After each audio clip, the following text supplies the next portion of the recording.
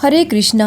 हिंदू धर्म में परिवर्तनी एकादशी एक महत्वपूर्ण एकादशी मानी जाती है और यह एकादशी हर साल भाद्रपद मास के शुक्ल पक्ष की 11वीं तिथि यानी एकादशी को मनाई जाती है। इस दिन भगवान श्री हरि विष्णु के वामन अवतार की पूजा की जाती है।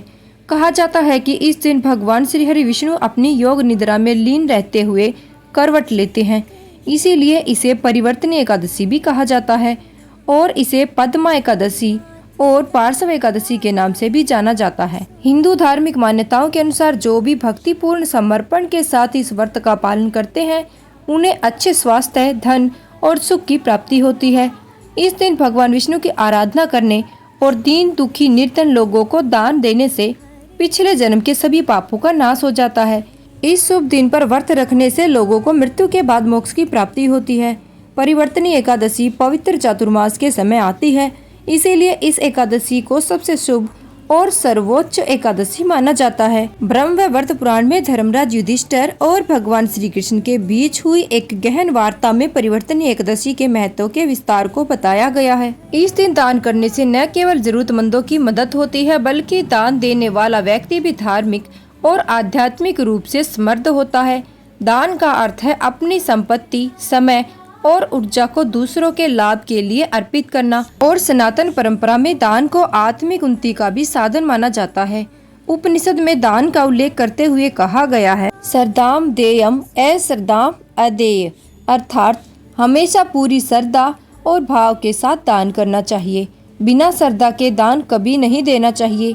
श्री गोस्वामी तुलसीदास जी कहते हैं, प्रगटचारी पद धर्म के कली महु एक प्रधान, जैन केन विधि दीन दान कर कल्याण, अर्थात धर्म के 4 चरण सत्य, दया, तप और दान प्रसिद्ध हैं, जिनमें से कलयुग में एक दान रूपी चरण ही प्रधान है, जो किसी प्रकार से भी दिए जाने पर दान कल्याण ही करता है। इसीलिए एकादशी पर सभी भक्तों को अपने और अपने परिवार के कल्याण की कामना से दान अवश्य करना चाहिए। इसी पवित्र दिन पर मैया यशोदा ने जलाशय पर जाकर श्री कृष्ण के वस्त्र पहली बार धोए थे। इसी कारण इसे जलधूनि क्यास भी कहते हैं। मंदिरों में इस दिन भगवान श्री हरि विष्णु की प्रतिमा या शालिग्राम जी को पालकी में बिठाकर पूजा अर्चना के बाद ढोल नगाड़ों के साथ शोभा यात्रा निकाली जाती है, जिसे देखने के लिए भक्त उमड़ पड़ते हैं। और जो भी भक्त इस दिन भगवान विष्णु के वामन रूप की पूजा करता है वह तीनों लोक और त्रिदेव की पूजा कर लेता है।